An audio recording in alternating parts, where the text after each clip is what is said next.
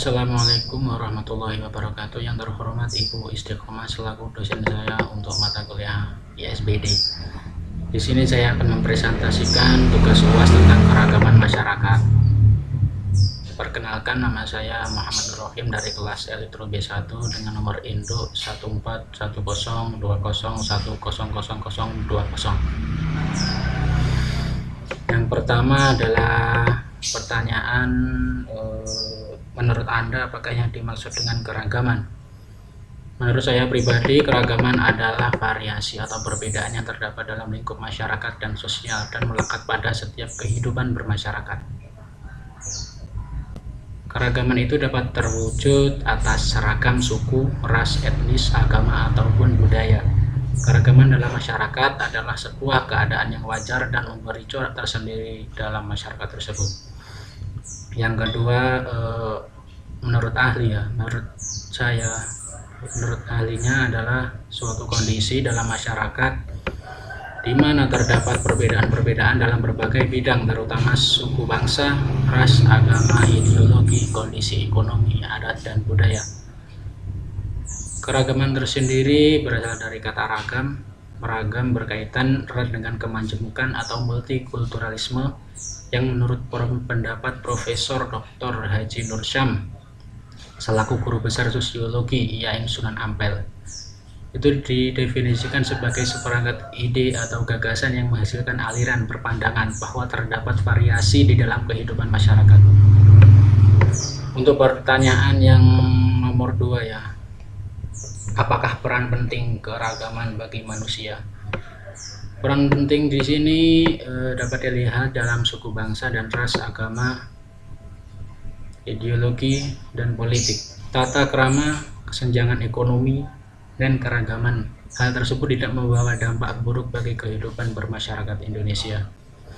Di sini saya akan menjelaskan mengenai peranan keragaman yang memiliki dampak dalam pembangunan nasional. Utamanya adalah keragaman suku bangsa, bahasa, budaya, dan agama. Semua itu memiliki peran masing-masing sesuai dengan fungsinya. Yang pertama adalah fungsi dan keragaman suku bangsa. Setiap suku bangsa memiliki kemampuan dan keunggulan yang berbeda-beda. Contohnya ya, suku bangsa yang tinggal di Pulau Jawa itu rata-rata pandai dalam bidang pertanian. Kalau suku bangsa di daerah kepulauan pandai dalam bidang pelayaran. Yang kedua adalah fungsi peran keragaman dalam bahasa. Pada saat ini bahasa Indonesia telah memiliki bahasa nasional dan bahasa persatuan, yaitu bahasa Indonesia, bangsa Indonesia itu ya. Meskipun demikian, bahasa daerah itu masih tetap dijunjung tinggi karena merupakan salah satu hasil budaya bangsa yang dianggap bernilai tinggi. Peran bahasa bagi masyarakat sendiri adalah sebagai alat komunikasi, sebagai alat untuk menyatakan ekspresi diri, dan sebagai alat kontrol sosial. Yang ketiga adalah fungsi dan peran keragaman dalam budaya.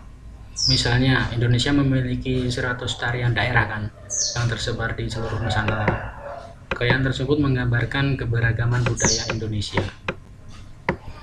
Yang keempat adalah fungsi dan peran keragaman agama. Setiap agama itu pasti mengajarkan berbagai pengetahuan yang berkaitan dengan kehidupan di dunia dan di akhirat. Contohnya ya, agama Islam mengajarkan ngaji kepada santri-santrinya. Lalu melanjut ke pertanyaan yang nomor 2, yang poin kedua adalah berikan contoh keragaman yang terjadi di sekitar Anda. Saya mengambil contoh tentang keragaman ras dan keagamaan. Contohnya saja ya, di tempat kerja saya ada bermacam-macam orang yang tidak hanya berasal dari satu daerah saja, bisa berbeda suku dan agama, yang bisa berasal dari Jawa maupun luar Jawa, yang tentunya mempengaruhi bahasa yang digunakan. Keragaman itu tidak bisa dilihat dari segi bahasanya saja, tapi juga dari keyakinan yang dianut. Misalnya yang dianut dari Bali menganut agama Hindu, kalau yang di Jawa menganut agama Islam. Dari situlah keragaman dapat terbentuk, dan namun meski terdapat perbedaan dan keragaman, kita perlu menghargainya. Lanjut ya, nomor 3, berikan contoh dari masing-masing unsur, dari 5 unsur ya. Contohnya, yang pertama adalah unsurnya contoh suku, bangsa, dan ras. Contohnya mencari pekerjaan orang-orang,